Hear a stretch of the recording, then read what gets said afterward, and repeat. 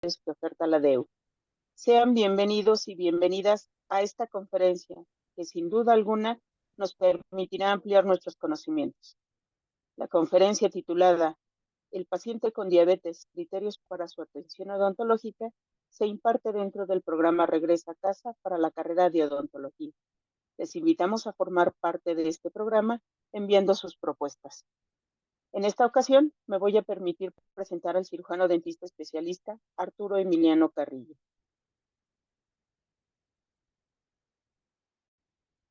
Él es cirujano dentista general de práctica general desde 2017. Es alumno de la especialidad en estomatología pediátrica en la Facultad de Estudios Superiores Iztacala. Ha realizado diferentes tratamientos de rehabilitación oral en niños sanos y con enfermedades sistémicas, así como tratamientos de ortopedia maxilar. Ha participado en diferentes congresos, obteniendo el tercer lugar en concursos de carteles de Congreso Internacional de Estomatología Pediátrica, en el primer Congreso Internacional de Estomatología Pediátrica, en el 24º Congreso Nacional Universitario de Odontología y Ortopedia, en exposición de casos clínicos, en el coloquio de investigación de la FES Iztacala. También ha brindado tips de endodoncia en odontopediatría, prevención en oclusión, aplicaciones del CONBIM en odontología, protección dentinopulpar para restauraciones adhesivas, aclaramiento dental, en jornadas de actualización odontológica, en el seminario de actualización odontológica, en farmacología odontológica, en salud oral para profesionales de atención primaria. Les damos la más cordial bienvenida al doctor y dejamos este webinar en sus manos. Bienvenido, tiene la palabra, doctor. Hola, muy buenas tardes. Muchas gracias por la presentación. Aquí muy contento y emocionado de estar una vez más aquí después ya hace 2 años que me presenté aquí y pues con todo el gusto. Aquí lo que necesitamos saber es, antes de empezar la plática, justo el por qué surgen todo lo que es la necesidad de estar constantemente actualizados, así como tal, el motivar a los egresados, incluso a los alumnos que actualmente se encuentran en cualquiera de los niveles, en especial licenciatura, a buscar ese conocimiento justo para el beneficio de la atención de sus pacientes en la práctica privada y obviamente hacerlo con la mejor de las actitudes y también con la seguridad para llevar a cabo los tratamientos. Eh, voy a empezar aquí con la presentación. Como ya lo mencionaron, soy alumno actualmente de la especialización en estomatología pediátrica de FES Iztacala. Muy contento, ya hace también justo 2 años también que empecé esta aventura, que ya está próxima a concluir. Y obviamente pues el camino sigue. Justo como lo había abierto, me animé a estudiar el posgrado para seguir actualizándome, seguir teniendo todas estas herramientas para poder realizar una atención adecuada a los pacientes y obviamente en general mejorar la práctica clínica y privada. Por esto mismo también, en cuanto a lo que es la DU, la División de Extensión Universitaria y la División de Posgrado, hacemos la invitación aquí en Iztacala, si están interesados en asistir al segundo Congreso Nacional Internacional de Estomatología Pediátrica. Ya es el segundo. Es una muy bonita experiencia. Aquí se van a tocar temas diversos por los que estén interesados. Todavía este va a empezar en marzo, es la primera semana de marzo, del 5 al 8. Y además también de que ya se ha abierto la convocatoria para el ingreso a las especializaciones. La Facultad de Estudios Superiores cuenta con 3 especializaciones: endoperidontología, especialización de ortodoncia y estomatología pediátrica. Aquí se encuentra la página donde pueden acceder con todo el gusto y checar las bases. Y de verdad los invitamos, es una muy, muy grata experiencia. Ahora, para pasar ya al tema, lo que vamos a hacer es una revisión muy teórica, con aspectos clínicos en cuanto a los pacientes con diabetes, ¿sabe? Eh, y estos números de pacientes con esta enfermedad van a empezar a aumentar con el paso de los años. Vamos a tener más pacientes diabéticos y con otras enfermedades también como hipertensión. Y obviamente pues necesitamos estar adecuados, tener el conocimiento básico de cómo es esta patología, cómo actúa, y ni nosotros en qué nos incumbe, cómo nos inmiscuye eh, y puede afectar en el que vamos a hacer. Y aquí quiero empezar siempre eh, con nosotros para poder saber lo que necesitamos hacer en el consultorio dental, en este sillón que es nuestra área de trabajo, es conocer la enfermedad desde los conceptos, digamos, esenciales, cómo es que se desarrolla, cómo es que funciona, y a partir de ahí enlazar todos los conceptos para ya manejar a este tipo de pacientes. Entonces, definiendo a la diabetes, va a ser un grupo de enfermedades que se van a caracterizar por un estado crónico de hiperglucemia. Esto, pues, es debido a una disminución en la secreción o en la utilización de la insulina, o puede ser una combinación ¿Nos con podría ambas. compartir su pantalla? Ah, sí, permítanme. Muchas gracias.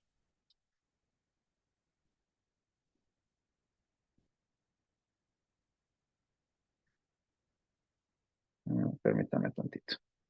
Creí que ya estaba compartiéndose. Ahí está. Muchas Perfecto. gracias. Ok. Entonces, justo va a conducir todo esto trastornos en el metabolismo de los pacientes, en los carbohidratos, proteínas y lípidos. Aquí ya van a estar relacionadas todos los procesos musculares, la función de los órganos, ¿ok? Que a fin de cuentas sí nos va a afectar a nosotros como dentistas generales de nuestra atención de los pacientes. Entonces, justo tenemos que tener mucho cuidado.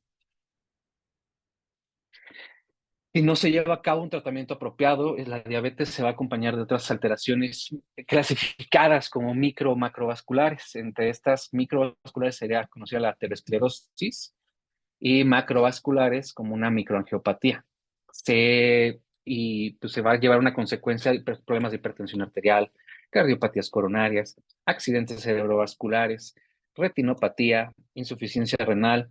También esto va a llevar un aumento a lo que son las infecciones y a trastornos también de la reparación. Justo aquí ya vemos que para pacientes que tengan alguna infección de origen odontogénico periodontal, cuando realicemos alguna extracción, si no tienen un control de la glucemia, no vamos a tener los resultados esperados, incluso el paciente tendrá molestias y nos las va a hacer saber con mensajes más seguido, unas llamadas, visitas por preocupación. Entonces, si también nosotros no estamos preparados o no conocemos lo básico, pues igual nos puede poner en jaque y no podríamos así ni siquiera dar una respuesta al paciente. Ajá.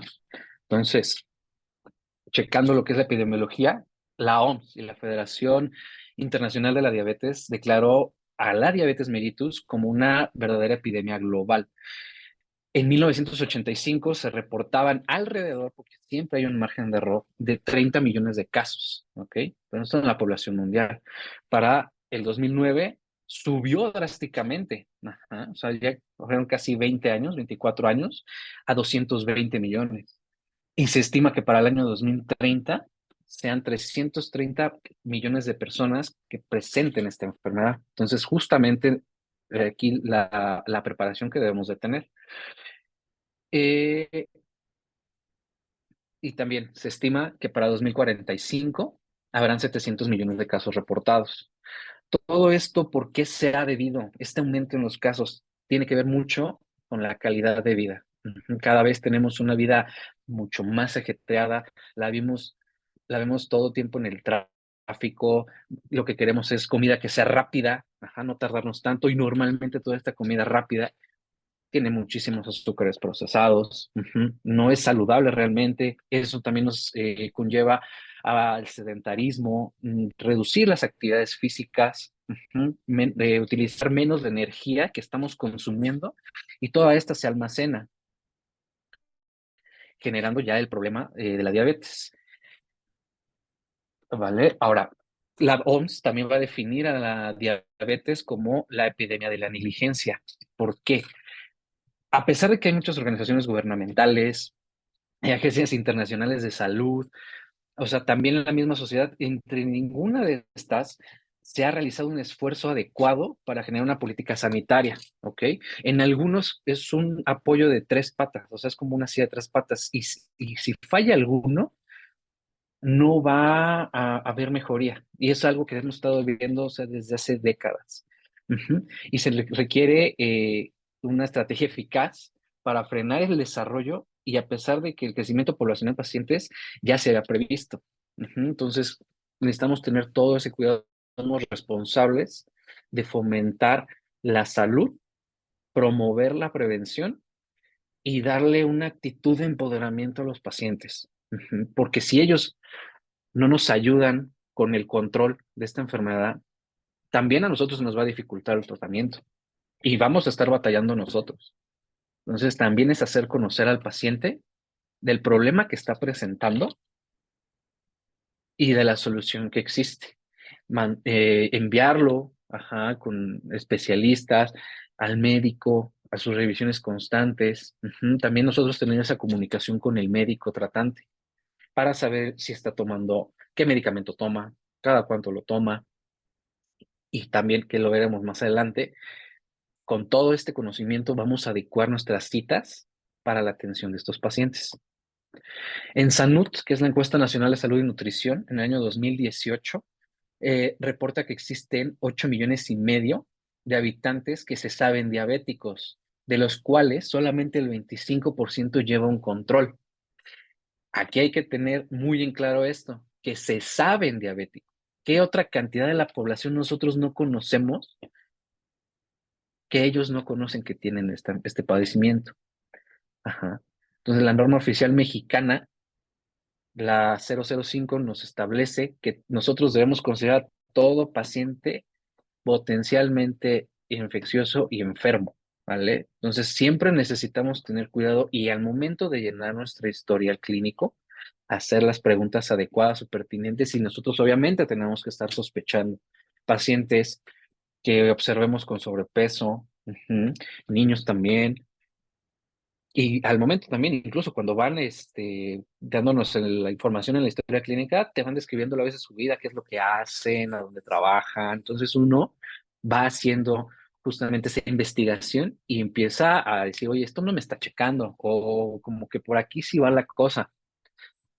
Entonces, y si los pacientes no conocen que son diabéticos y nosotros tenemos la sospecha, pues hacer la orientación, ajá, de invitarlo a que lleve una cita con el médico solamente para descartar e informarle, obviamente, al paciente el riesgo potencial que existe y el por qué hacemos la remisión, ¿vale? También reporta en Salud que es la tercera causa de muerte en el país y es la primera causa de ceguera.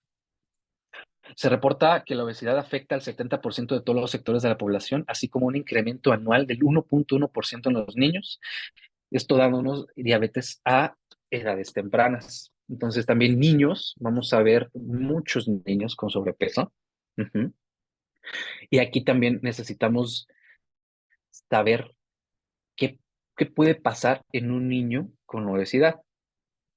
Aquí, justo en el congreso que les estoy invitando, el maestro Roberto Samuel Gómez Zúñiga nos va a hablar sobre la obesidad infantil y cómo va a afectar a la masticación. ¿Sale? Un adelanto es en pacientes que están en crecimiento, o sea, los niños que tienen problemas de peso, hay estudios que reportan que tienen cambios en lo que es el tiempos de erupción dental. Puede ser que estén adelantados o, o que tengan un retraso en este proceso de erupción. Obviamente, todo esto va a afectar el desarrollo también esquelético del niño, produciéndonos maloclusiones, que también tenemos que intervenir, interceptar e intervenir. ¿Por qué? ¿Qué es lo que ocurre? Por ejemplo, esta paciente tiene 9 años, pero sí cuenta con un peso superior al que debería de tener según los percentiles dados por la OMS. Tiene 9 años y ya tiene toda la dentición permanente, ¿ok? Además de ya un problema de oclusión. Justamente nosotros tenemos que valorar y ya también como especialistas en el área si podemos hacer una intervención ortopédica o ya pasar una intervención ortodóntica, porque el cuerpo también va a tender a reaccionar diferente dependiendo a la maduración que tenga.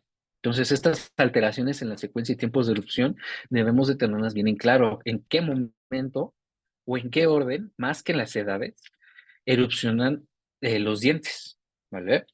Existen estadios que indican alteraciones en la maduración esquelética en los niños. Al momento en el que se va a realizar el estudio ortodóntico, que se solicita la radiografía panorámica y la radiografía de mano, en caso de que se sospeche, pues vamos a nosotros a notar, entre otras cosas, la forma de las vértebras, claro, en C2, C3 y C4, y también en la radiografía de mano. Muy importante saber que una vez que se esté formando el hueso sesamoideo y la eminencia unciforme, el paciente ya está en un proceso de desarrollo esquelético acelerado, ¿ok? Además de justo la osificación de las falanges. Entonces, todo esto necesitamos saberlo para poder hacer también la remisión oportuna. Hay daños a otros órganos a los 10 años tras el diagnóstico. Podemos llegar a tener pacientes que nos comentan, no, a mí me diagnosticaron diabetes desde hace 20 años, hace 30 años, 10 años, 5, el año pasado. A partir de esto, nosotros ya debemos sospechar si el paciente, uno, lleva su tratamiento y a pesar de que lleven el tratamiento, ya empiezan a haber estos daños. ¿Ok? Entonces, evidencia científica sugiere que tras 10 años de diagnóstico, los pacientes con diabetes mellitus presentan o empiezan con problemas renales, problemas cardíacos, aquí aclarando engrosamiento y obstrucción de los capilares, produciendo una hipoxia tisular, problemas en la retina, en extremidades también, estas famosas infecciones en los pies, justamente por el poco cuidado de los controles glucémicos, neuralgias, dolor, pérdida de función motora y también se refiere en la bibliografía a problemas de disfunción sexual. Necesitamos involucrar al paciente, una actitud de empoderamiento, decirle al paciente que él tiene el control de lo que le pueda pasar en un futuro. Es una enfermedad que no tiene cura, cabe aclarar, pero sí se puede llevar una calidad de vida mejor de la que se llevaría en el caso de no llevar un tratamiento médico. Ujú. Justamente necesitamos tener un equipo, hacer un equipo con el médico y motivar a nuestro paciente, hacerlo responsable del control de la enfermedad, cambiar el estilo de vida, motivar una alimentación sana. Igual a la actividad física, se recomienda actividad física de 60 minutos, desde media hora.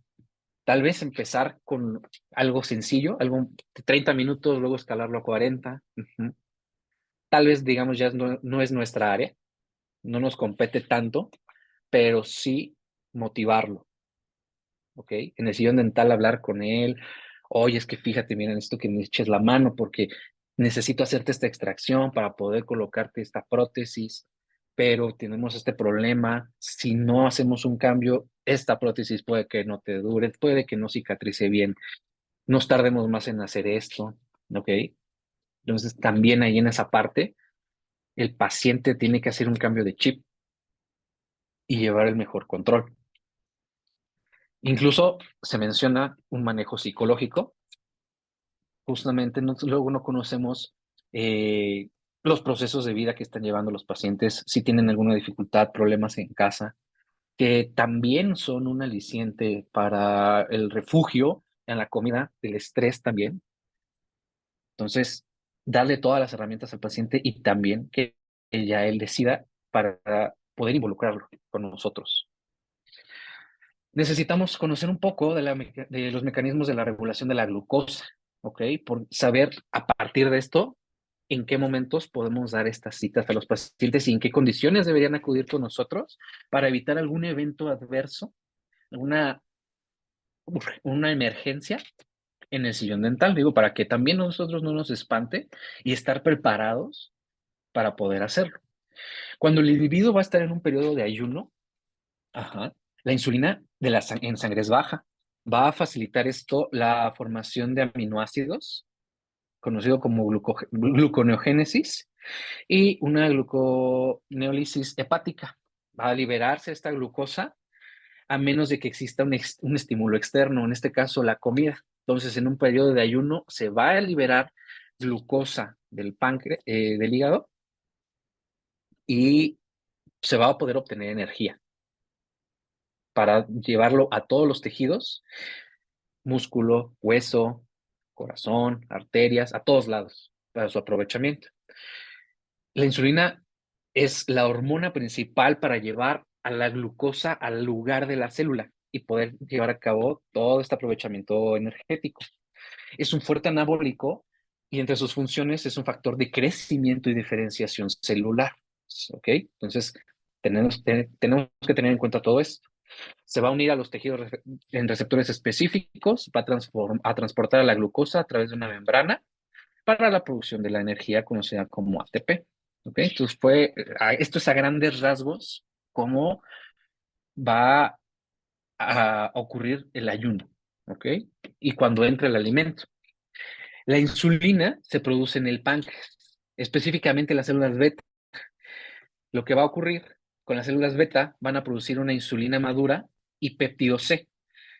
Estos van a servir como marcadores indirectos. Se secretan en cantidades iguales, ¿ok?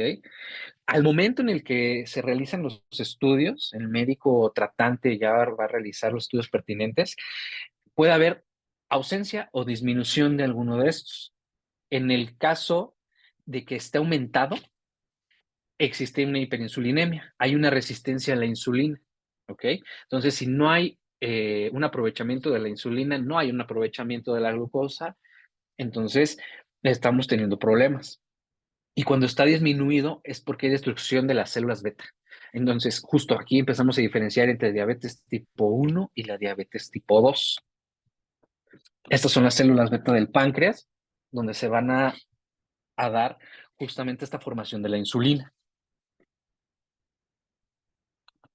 Cuando ocurre una deficiencia en la insulina, cuando es completa, hay un bloqueo de la glucosa.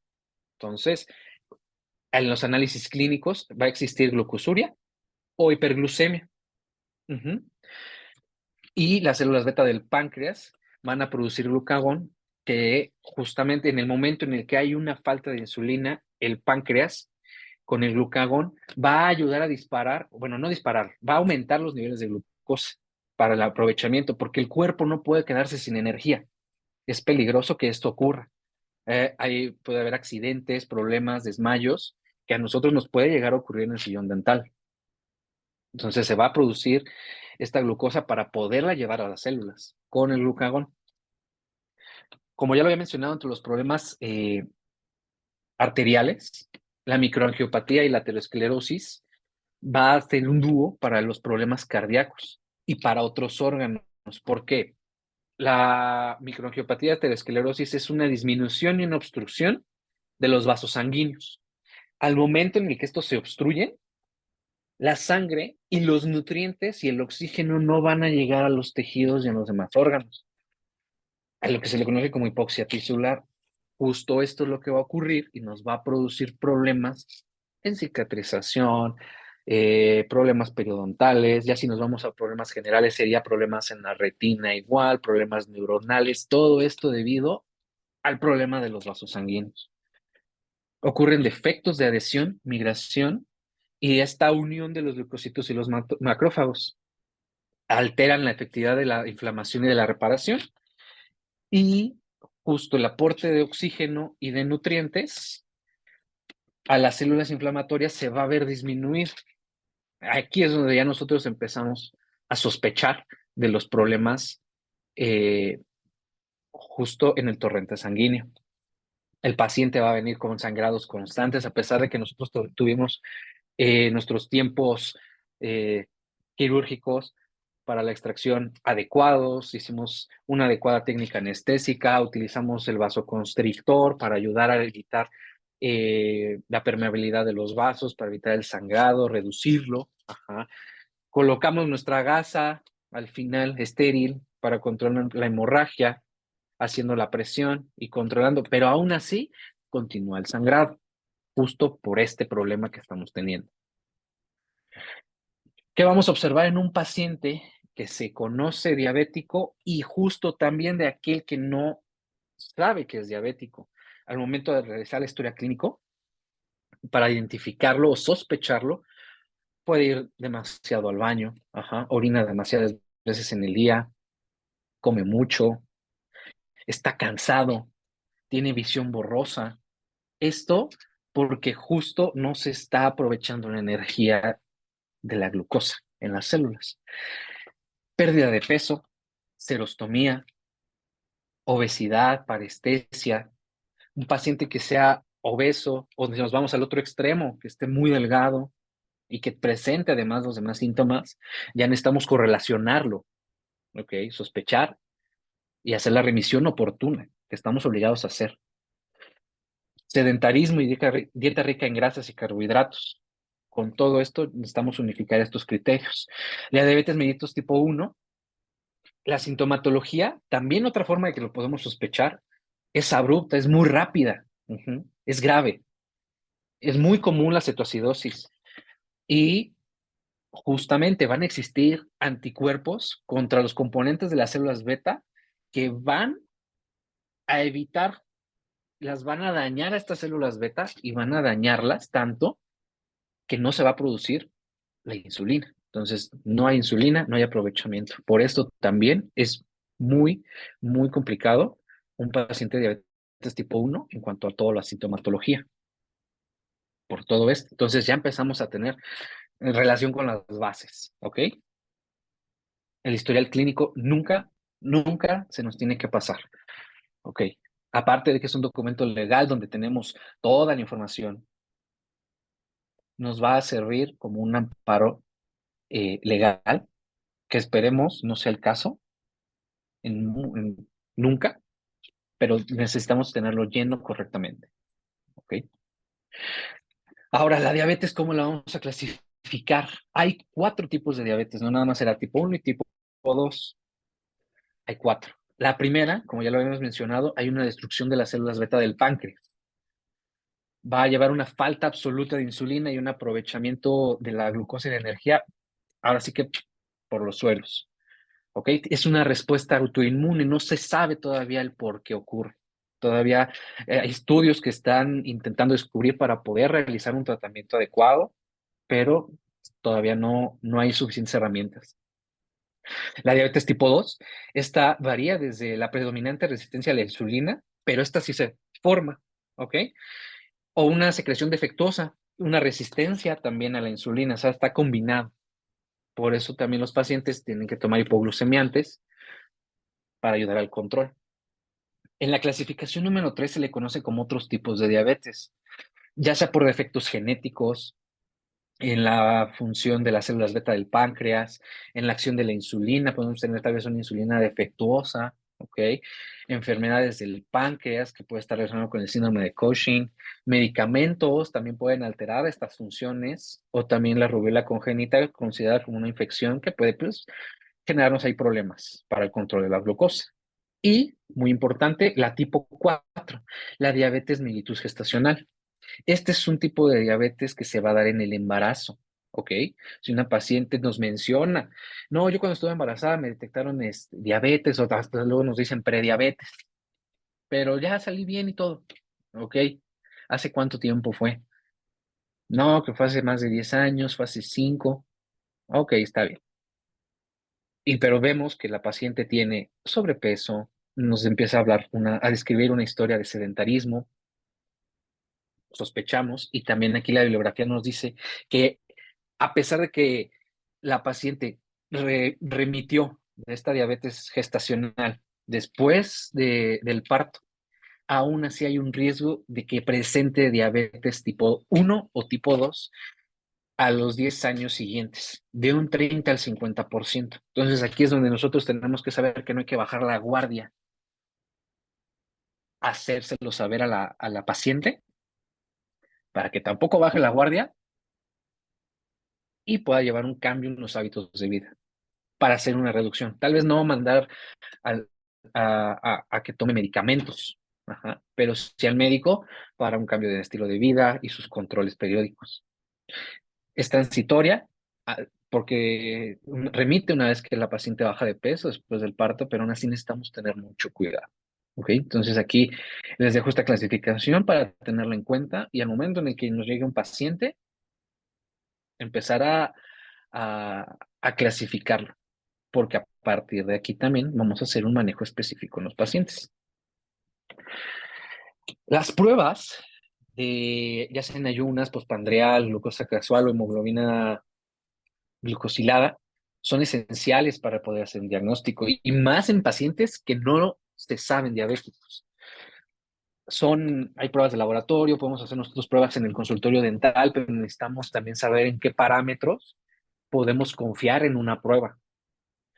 Hay pacientes que te pueden decir, no, yo sí estoy controlado, doctor, yo no como, yo no tomo Coca-Cola, yo no dulces, no, ya estoy bien. Y mi última glucosa salí en buen rango. Ah, ok, no, ¿qué cuánto? No, que tuve 120 de glucosa. Ah, bueno, está muy bien. Llega a pasar que justo antes de sus citas hacen su cambio de hábitos. Ajá. Reducen ese consumo de azúcares para que no los regañe el médico. Ha pasado. ¿Qué es lo que necesitamos hacer? Cuando vamos a programar una cirugía, un proceso de extracción, incluso en paciente que ya sospechamos con un problema severo, no, no confiarnos de una glucosa de la prueba del dedito que viene en el glucómetro, sino mandar al laboratorio para que se realice una hemoglobina glicosilada. Esa es la más fiable porque te da un control de 6 meses. No, de 3 meses, me disculpa. ¿Por qué de 3 meses? Es el periodo de vida que tiene la hemoglobina. Y justo la glucosa se adhiere a la hemoglobina y es un rastro que se queda ahí en el proceso de recambio de esta hemoglobina, que ocurre su necrosis y todo. Se queda con esa información y a partir de aquí ya podemos saber que valores normales en un paciente que es sano debería de tener 5.6% o inferior, pero ya sospechamos de diabetes cuando tiene 6.5%, porque si hacemos una prueba con el glucómetro y vemos que está en estándares normales, pero ya vemos y comparamos con una hemoglobina glucosilada, van a haber rangos diferentes. Vamos a ver, ¿por qué pasó? ¿Por qué tienen estos valores diferentes? ¿A cuál me fío? Confía en la hemoglobina glicosilada, ¿ok? En el caso de que vaya nada más a una consulta rutinaria, un control de higiene, puedes hacer la glucosa plasmática en ayunas, postpandrial, ya después de que haya desayunado, que haya comido, en la mañana, en la tarde, pero una glucosa casual, sin importar el momento del día, si supera los 200 miligramos sobre decilitro, hay que sospechar de diabetes y hacer la remisión oportuna, ¿ok? Los objetivos de un tratamiento médico, el médico, ¿qué es lo que va a necesitar hacer para controlar a este paciente con diabetes? Tener una glucosa prepandrial de 70 a 100, un pico postpandrial de 180, pero el mejor de los objetivos sería una hemoglobina glucosilada menor o igual a 6%. ¿Ok? Ya un paciente no va a poder regresar a un valor con diabetes a un valor de 5, 5, 6. Ya no lo va a poder hacer. Ya hay un defecto, ¿ok? A nivel celular. Entonces es buscar ese control cerca del parámetro normal, que sería el 6%. Y justo, como lo mencionaba,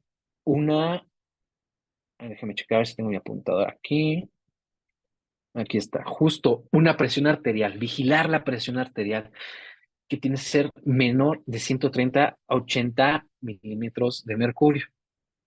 Esto, en cuanto a la diastólica, hay que tener reservas con estos números, porque no todos van a tener este rango. Es como el famoso 120-80.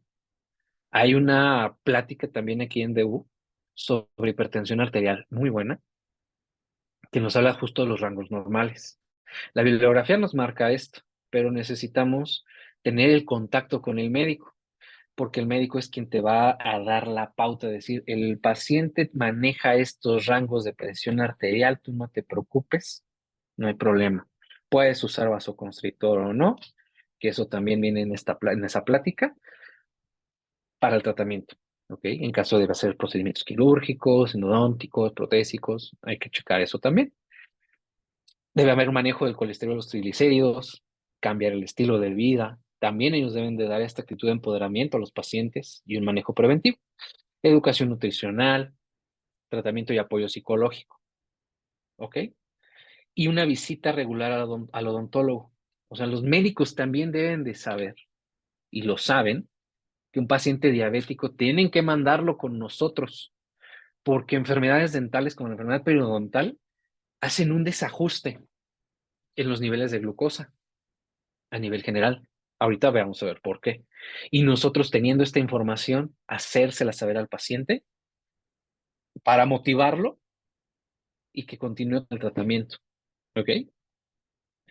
Pasando al manejo odontológico, esta importancia de la atención dental, los pacientes no saben, algunos, porque no se les informa, también el médico a veces omite esto en situaciones, y llega a afectar la boca. Entonces el paciente dice, no, pues que tengo diabetes, nada, pero lo último que le va a preocupar también, y que tenemos que tener en claro, de las últimas cosas o las pocas cosas que le va a preocupar, es el estado de su salud bucal, porque ellos no le van a encontrar relación a una con la otra. El médico sí, y está obligado a hacer la remisión con nosotros. Y nosotros sabemos también, y lo vamos a saber el día de hoy, también para hacer la remisión con el médico. Entonces, hacer este equipo, ¿ok? Nosotros necesitamos realizar de preferencia las citas en la mañana. ¿Por qué? El cuerpo produce epinefrina de manera endógena. El estrés aumenta el ritmo cardíaco, nos produce esta epinefrina, pero justamente va a darnos un efecto contrario para el control de los niveles de glucosa, porque el paciente tiene que estar informado e informarnos a nosotros del padecimiento. Luego tal vez realizan omisión, porque piensan, es que si le digo que tengo esto, igual y no me quiere atender. Llega a pasar, puede ser, pero necesitamos también darle esa motivación al paciente.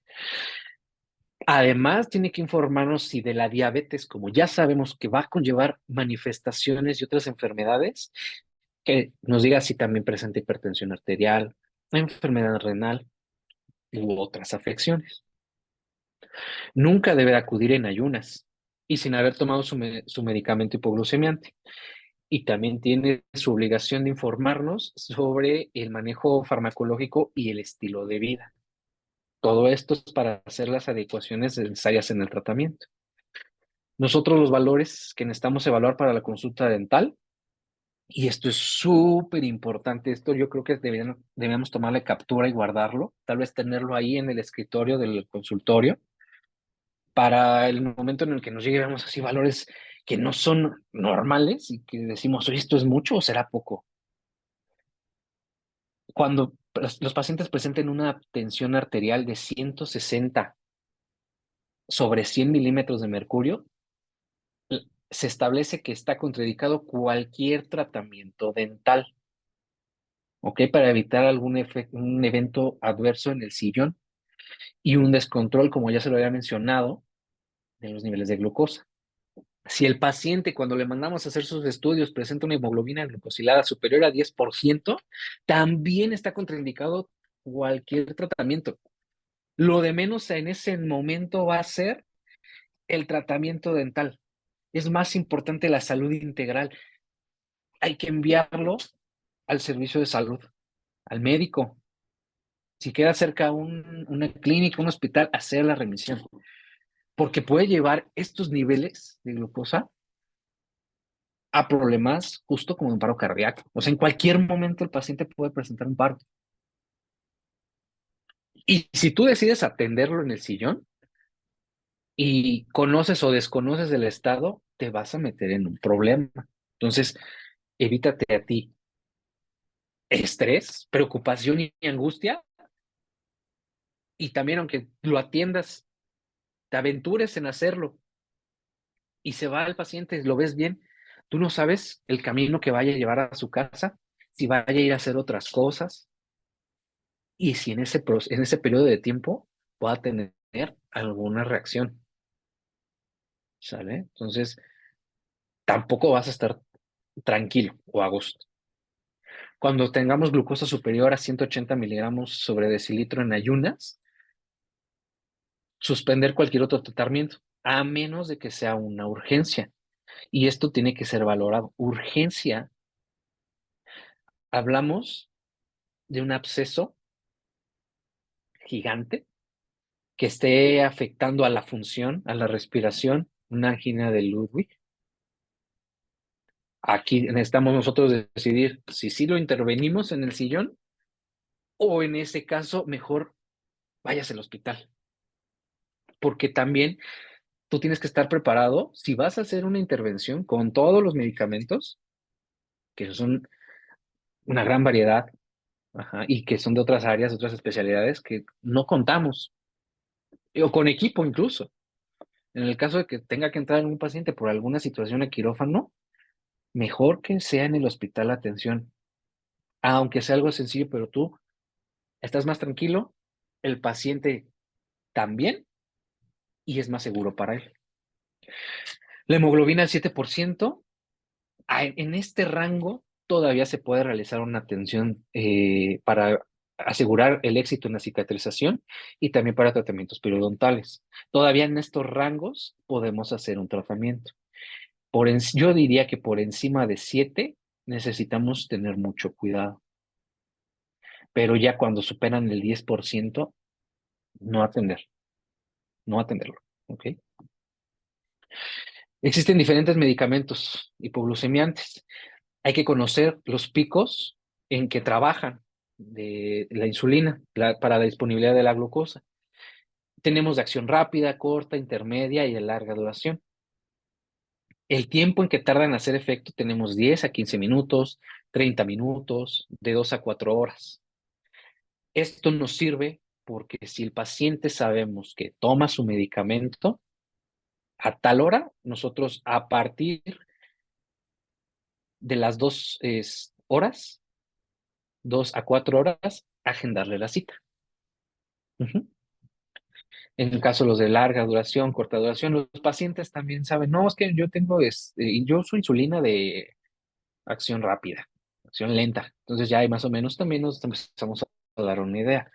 Yo lo que te recomiendo es que sea a partir de las 2 horas de que tome su medicamento o una hora, ¿ok?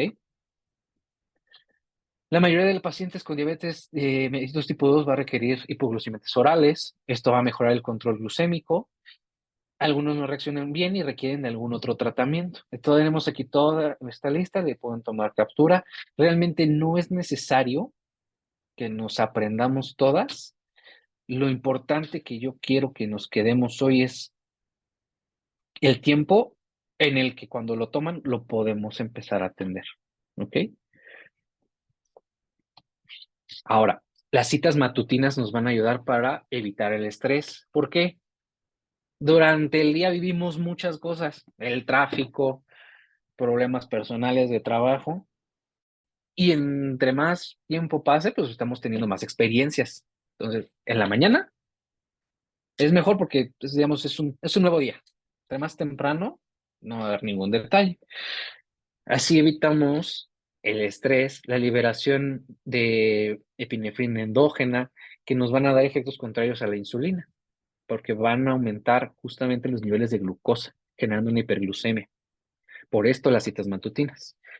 Debe ser esencial la toma de la tensión arterial y el pulso durante la consulta. Si no sabemos utilizar el estetoscopio y el manómetro, hay manómetros digitales, funcionan bien y además es un plus para la consulta. Porque el paciente va a ver, ay, no, aquí el doctor tiene este aparatito para que me cheque la presión y él nada más agarra y lo prende, o él me revisa. No, no, pues el doctor le sabe. Entonces también es parte de la promoción, te puede ayudar. Cuando tenemos valores de 160 a 100, como ya hemos dicho, contraindicado cualquier tratamiento, se debe limitar a la prescripción de fármacos para el control del dolor y de la infección. Cuando la glucosa casual en cualquier momento del día, en caso de sospecha, supera los 180 miligramos sobre decilitro, se suspenden los tratamientos quirúrgicos. Igual, más superior a 10%, se suspende cualquier tratamiento porque tenemos un riesgo de un evento cerebrovascular, angina de pecho e infarto. Todo esto ya lo habíamos hablado en las diapositivas anteriores. Infecciones y traumatismos. Aquí, si viene un paciente que sabes que es diabético, le toma su prueba de glucosa, no esperes a que el paciente, que a pesar de que diga que se tome su medicamento, tenga valores normales. No te vayas a sorprender que veas un valor alterado, porque justamente todos estos eventos hacen que el organismo produzca epinefrina y va a redundar en la liberación de la glucosa. Entonces va a aumentarte los niveles. ¿Mm? Entonces el paciente tiene que informarnos sobre el control y valores difícilmente se van a recuperar con medicamentos. Lo que necesitamos hacer es o atenderlo, hacer un drenaje, hacer la extracción, atender el trauma, mandar medicamento para el control del dolor e infección.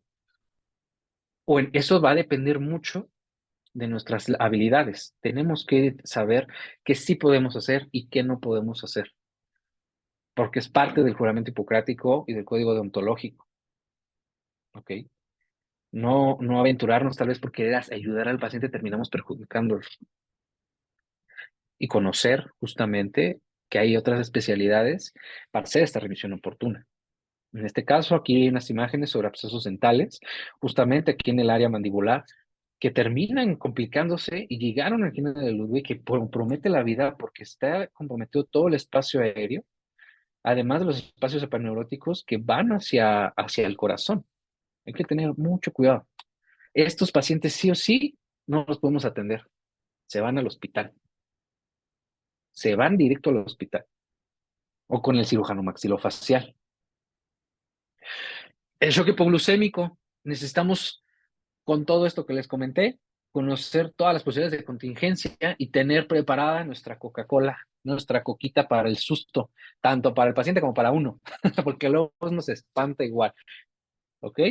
Entonces, hay diferentes maneras de reconocerlo porque tiene diferentes estadios, de leve a grave. En los pacientes con diabetes mellitus tipo 1 es rápido. En pacientes con diabetes tipo 2 es más lento, es poco frecuente también, porque ya tienen un control y se saben. ¿Ok? En cuanto a leve, vamos a observar taquicardia, debilidad, el paciente te puede decir, tengo hambre, lo ves con ansiedad, todo estresado, volteando a todos lados en la unidad, así que van a hacer, ¿qué es eso? Que esté sudando, sería forético. Incluso te puede decir, es que ya no siento cosquillas en las manos, en los dedos. Y entonces ahí es el primer estadio. Entonces dices, híjoles, se me está estresando este paciente. Hay que hacer algo. Hay que darle un dulce, glucosa, algo para que rápido suban sus niveles. Porque todo esto ocurre por una caída de glucosa. El cuerpo está empezando a perder energía, las células ya no tienen los nutrientes y hay un decaimiento, ¿ok? Cuando es un estadio moderado, el paciente puede empezar a decirte cosas incoherentes o ves que empieza a balbucear tal vez, no sabe dónde está, no te coopera, como que de repente sí te está ayudando y de la nada ya no quiere nada, o sea, no, no, no, no, no, esto. Aquí estamos entrando en un estadio moderado que puede complicarse y puede avanzar muy rápido a un estado grave, que es una pérdida de conciencia, hipotensión, hipotermia, el pulso va rápido, una taquicardia, incluso hasta convulsiones, que son pueden ser movimientos tónico-clónicos. Ahora, aquí, una vez que lo reconocemos, ¿qué necesitamos hacer? Administrar glucosa. Pueden ser jugos, pueden ser dulces, podemos tener un refresco o solución glucosada. Y es esta la presentación. La manera de administrarlo sería parenteral, en caso de pérdida de la conciencia, con una inyección intravenosa o intramuscular de un miligramo de glucagón. Porque recordemos, este es el glucagón va a ayudar a elevar los niveles de glucosa en sangre, va a aumentar su producción. Entonces se reduce este evento hipoglucémico. La solución dextrosa del 50%, este está en farmacias aproximadamente entre 40 pesos, 50 pesos, que debería ser parte de nuestro botiquín de emergencias. Y una vez que identificamos todo y hacemos la intervención, comunicarnos al número de emergencias. Por norma también tenemos que tener el consultorio, los números de emergencias de la localidad, ya sean municipales o estatales, ¿ok? Para poder llevarnos al paciente en el caso de ser necesario a un servicio de segundo nivel. En cuanto a la ortodoncia y los implantes dentales, la bibliografía nos establece que de no llevar un control, estos tratamientos están contraindicados, ya que no solamente es mover dientes, no solamente es poner un arco niti, ligas. Se está trabajando sobre bases esqueléticas. Hay que tener súper en mente esto. Y como está alterado, los niveles de glucosa se altera todos los niveles metabólicos, el metabolismo de los huesos, y podemos llegar a tener problemas.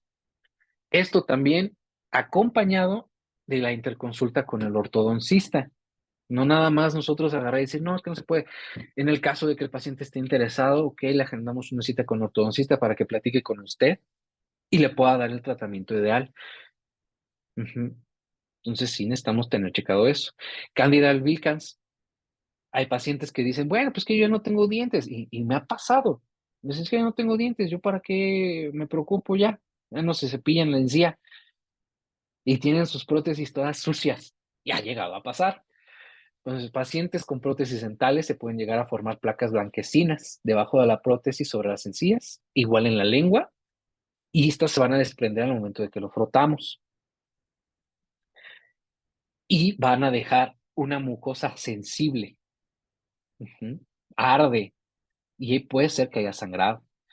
Lo que necesitamos hacer son tratamientos con antimicóticos tópicos, mandar higiene oral y realizar una nueva prótesis. Es recomendado porque ya está contaminada esta prótesis dental y no vamos a poder eliminar todos los que son justamente todos estos agentes patógenos.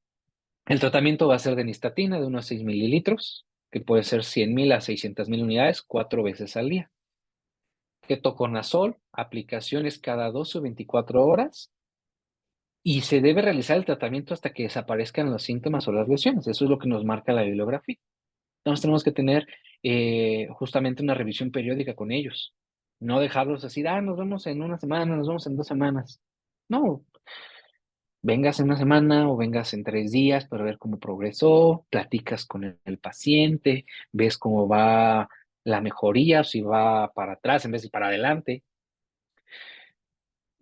Y muy importante, fomentar la higiene oral. Profilaxis antibiótica en los pacientes diabéticos, realmente no está indicada la profilaxis a menos de que ya venga una enfermedad cardíaca acompañada.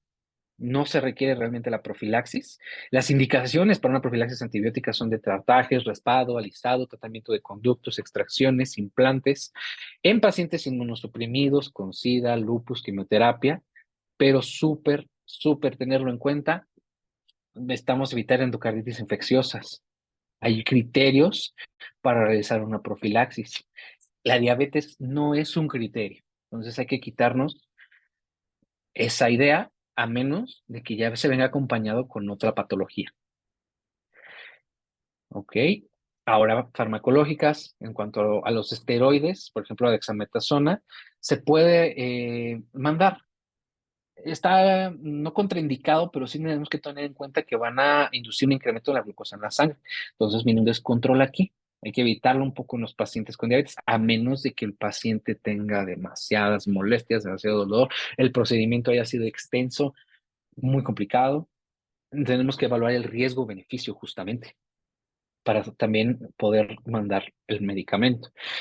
El ácido acetilsalicílico, las aspirinas, necesitamos saber cuál es la que está tomando, si es aspirina Protec, no hay detalle. No, también la bibliografía dice que no debería suspenderse ningún tratamiento a nivel cardíaco. aunque sea que nos produzca o sepamos que llega a producir algún sangrado, es mejor adecuarnos a estas medidas utilizando agentes hemostáticos, ya sea el esponjostán, ajá, el satín hemostático. Hay muchos medicamentos que se pueden llegar a utilizar y es a partir de aquí que nosotros ya hacemos estas adecuaciones, pero no hay que suspender el ácido acetil salicílico a menos de que lo mandes a interconsulta y que el médico te diga que sí es necesario. Entonces, repitiéndolo, y lo voy a repetir muchas veces, comunicación con el médico tratante. Interconsulta siempre, siempre. En cuanto a la anestesia, contraindicaciones no hay.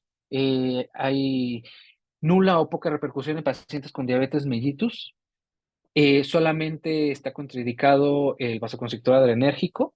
Eso es lo que nos menciona el manual de anestesia de Malamé, pero va a estar obviamente en control de la enfermedad cardiovascular, más que de la enfermedad que es la diabetes. Ujú. Mm, si el paciente usa beta bloqueadores, en el caso de un control para la hipertensión arterial, pues no se debería de exceder de 5 cartuchos. Hay que tener una dosis de seguridad, que es lo que nos reporta también Malame. Yo, en experiencia personal, vasoconstrictor, porque te da mejor efecto anestésico, te prolonga el tiempo de acción.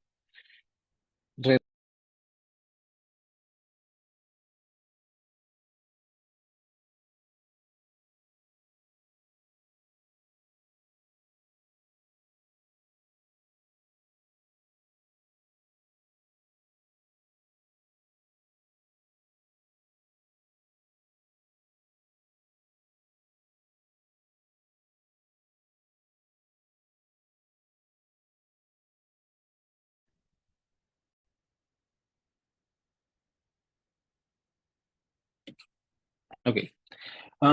No sé qué le ha pasado. Ahora, hay un proceso en el hueso de constante resorción y no formación, que es una renovación de los tejidos. Aquí vamos a tener factores generales, que es la paratormona, vitamina y calcitonina, y factores locales de interleucina, factor de necrosis tumoral. Todo esto va a tener relación para la enfermedad periodontal. Hay que hablar de que la diabetes es un estado de, nos va a generar un estado de inflamación constante y estos van a pues, de reabsorción y de neoformación.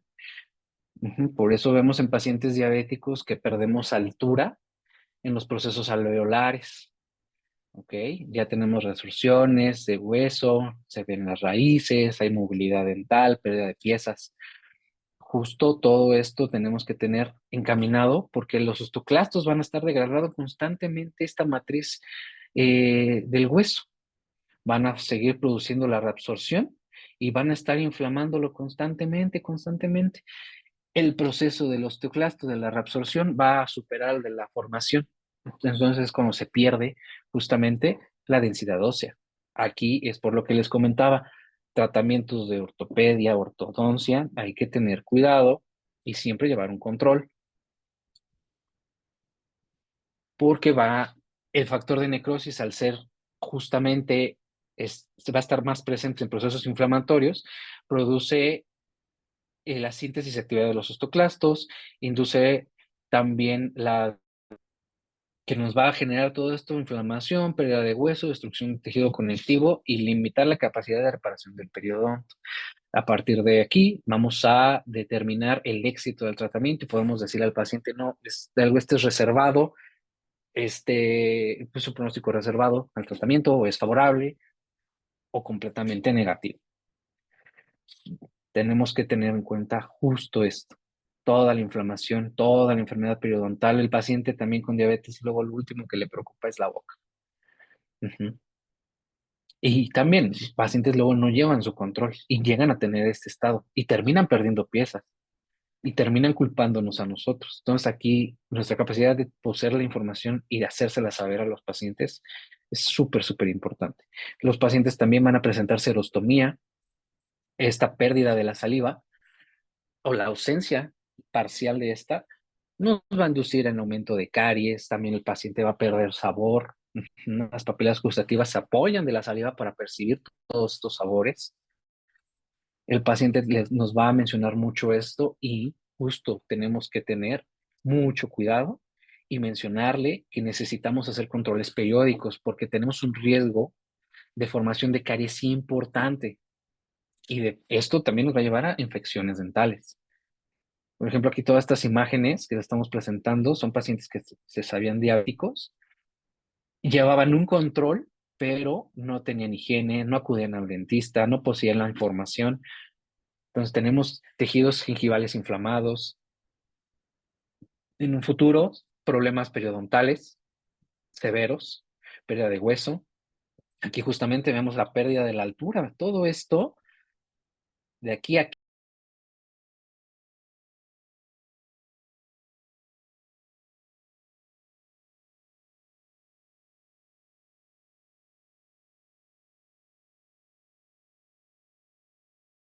necesitamos adecuarnos a los pacientes. Aquí en el caso de extracciones, realizar pues tratamientos y también apoyarnos de la sutura. El paciente tendrá también aliento cetónico en caso de que sean 160 miligramos sobre decilitro. El retardo en la cicatrización, como ya lo hemos mencionado, justamente este paciente había acudido porque le han hecho una extracción, pero nada que cerraba, ya llevaba más de un mes así. Entonces es necesario hacer el lavado con solución fisiológica y el tratamiento con un satín hemostático y sutura, ¿ok? Para ayudar y favorecer el tratamiento, el cierre. Hay un protocolo Cambra que es súper importante que necesitamos manejar. Hay de 0 a 5 años y de 6 años en adelante, diferente bibliografía, donde vamos a registrar el riesgo de formación de caries en los pacientes y también cómo tenemos que adecuar nuestros tratamientos. Cuando tenemos un riesgo bajo, lo ideal es citar al paciente cada año, dependiendo obviamente aquí de todos los factores de protección y todos los factores de riesgo que nos presente nuestro paciente. Cada 6 meses, 3 meses o cada 1 a 3 meses, utilizando la técnica de cepillado, los barniz florados también, limpiezas, utilizar pastas de fosfato tricálcico para ayudar a la remineralización y evitar que justo la caries nos genere problemas más complicados. Y siempre va a ser una gran herramienta el prevenir, educar a los pacientes, tanto adultos como niños, y que esta información no solamente se quede en ellos, sino que se comparta, que vaya a sus familias, nosotros también dar pláticas motivacionales, ¿ok? Todo esto pues para el mejoramiento de nuestra práctica clínica y privada. Esto es de mi parte todo, porque si no ya nos estaríamos extendiendo, llevamos bien 1 hora. Aquí les dejo la bibliografía por si gustan consultarla.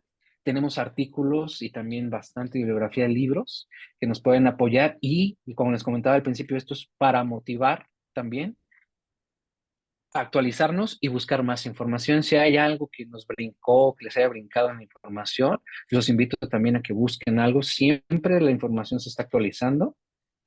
Lo que nos sea de hoy, tal vez en un año ya no sea actual. Tal vez algo haya cambiado, 2, 3 años, y así va a ser siempre. Y finalizando, pues reiterarles de nuevo la invitación por parte de la FES Iztacala, de División de Posgrado y División de Extensión, tanto al Congreso de la Especialidad de Estomatología Pediátrica que va a ser en marzo, todavía se pueden inscribir. En el caso de que les guste esta área y que estén interesados, y también las especializaciones, que es endoperidontología, ortodoncia y estomatología pediátrica. La convocatoria se va a cerrar, todavía quedan 2 semanas, pueden checarla. Y para invitarlos a toda esta gran aventura, es algo muy padre, de verdad. Va a ayudarles mucho y va a extender demasiado los conocimientos en cualquiera de las dos áreas. Y pues sería todo de mi parte. Estoy abierto a las preguntas, si es que si las hubiera, o comentarios. Y muchas gracias por todo. Muchas gracias, doctor Arturo Carrillo. Es un tema muy interesante del cual podemos ahondar mucho más para seguir preparándonos. En sala tenemos unas dudas. Uno, ¿qué tan frecuente es que Sí. la atención odontológica a los pacientes curse asintomático por un cuadro no detectable de diabetes mellitus? Disculpe, es que se cortó. ¿Cómo? ¿Qué tan frecuente es que en la atención odontológica los pacientes cursen asintomático por un cuadro no detectable de diabetes mellitus? Como ya lo había mencionado al inicio, es súper frecuente. O sea, tanto puede llegar un paciente que se sepa diabético como el que no lo sabe. Porque nosotros al momento incluso desde que se presenta el paciente con nosotros, de que lo observamos, vemos que tiene sobrepeso, también la cantosis nigricans podemos estarla viendo y el paciente nos dice, no, pues es que yo no tengo nada, al momento de hacer la historia clínica y llega a pasar, o sea, es muy frecuente, muy, muy frecuente. Y es a partir de ahí que nosotros tenemos que hacer las derivaciones especiales a médicos, a endocrinólogos también, en caso de ser necesario que conozcamos, pero sí es muy frecuente. Por eso Pregunta que tenemos. necesitamos también saber todos los síntomas. Gracias, doctor. Otra pregunta que tenemos. ¿El problema de halitosis en los diabéticos a qué se debe? El problema de la litosis va a ser justamente por un control inadecuado de la glucosa, los lípidos empiezan a no estarse aprovechando, se quedan almacenados, el metabolismo de carbohidratos a lípidos cambia y ahí todo se queda ahí almacenado y es justamente estos lípidos los que empiezan a producir este aroma que se queda justo en el tubo digestivo y la salida que va a tener va a ser la boca. Y esto va a ser Ok, en datos superiores a 160 miligramos sobre decilitro de glucosa en sangre. gracias, doctor. ¿Cómo tratar las llagas que surgen en la boca en las personas diabéticas? La manera en la que uno podría tratarlos es utilizando una solución, unos enjuagues. Hay que combinar Benadryl con Melox. Esto es únicamente para que las llagas, famoso, la estomatitis, no lastime, ¿ok? Solamente va a ser una capa que va a estar cubriendo las lesiones y tiene que estar haciendo estos enjuagues constantemente, o sea, mínimo cada vez que vaya a comer, antes de la comida y después de comer, porque durante la alimentación, pues los movimientos de los labios, los carrillos, ahí hay frotes, hay roces. Entonces, esta combinación hay que hacerlo, compramos los dos botecitos, lo juntamos en un recipiente, lo ponemos en el refri y que está haciendo enjuagues únicamente. Dura el tratamiento de 1 a 2 semanas, que es el tiempo en el que va a tardar la lesión en sanar por sí sola. Eso es lo recomendable. Realmente las llagas, la estomatitis, el tratamiento es que solo vaya sanando. Una vez que pase este periodo de los 15 días y la lesión siga igual, siga completamente igual, que no se vea nada de avance, tendremos que hacer un estudio diferente, un estudio histopatológico, tal vez un frotis o algo, porque puede ser que no sea una llaga por estomatitis, sea alguna otra lesión elemental. Igual, eso ya conlleva otro proceso, pero duraría 2 semanas. Y con que veamos un poquito de mejora en estas 2 semanas, que no se haya sanado completamente, pero mejoró, que continúe con los enjuagues. Y puede guardar el paciente ese frasquito en su refri para emergencias sin problema. Ok, gracias, doctor. Viene un comentario. Tengo un hijo con diabetes de 19 años. El páncreas produce aproximadamente 5% de insulina. Diabetes tipo 1. Por parte nuestra, papá y mamá, no tenemos familiares con diabetes. El orín es con espuma. Mi hijo perdió casi 26 kilos. Hoy en día se inyecta 3 veces al día insulina. Está bastante recuperado. Consume mucha proteína y vegetales. Realiza bastantes ejercicios. Por otro lado, una pregunta. ¿Qué relación existe entre la resistencia a la insulina y la menopausia? Ok, se cortó la resistencia a la insulina y la menopausia. Ujú. Ok. En cuanto a la menopausia, pues ocurren diferentes cambios hormonales. Sí puede llegar a que justamente estos niveles de estrógeno pues, tengan repercusión a nivel del páncreas. No solamente se lo podemos adjudicar a la menopausia, Puede haber una relación, pero siempre hay algo más. Es por eso súper importante. O sea, por ejemplo, aquí que nos lo mencionan, si nos lo mencionan en la historia clínica, hacer la remisión al médico completamente. Entonces, no nada más es una sola causa. Puede haber alguna relación, pero es mejor seguir indagando. Se encuentran luego todavía más cosas. Ok, gracias, doctor. ¿Qué tiempo se considera después de comer una glucosa postpandrial? 2 horas. Después de 2 horas. Según su tabla, un PX con un resultado de glucosa de 198, desconociendo que es diabético, ¿se le puede realizar una extracción sin riesgo?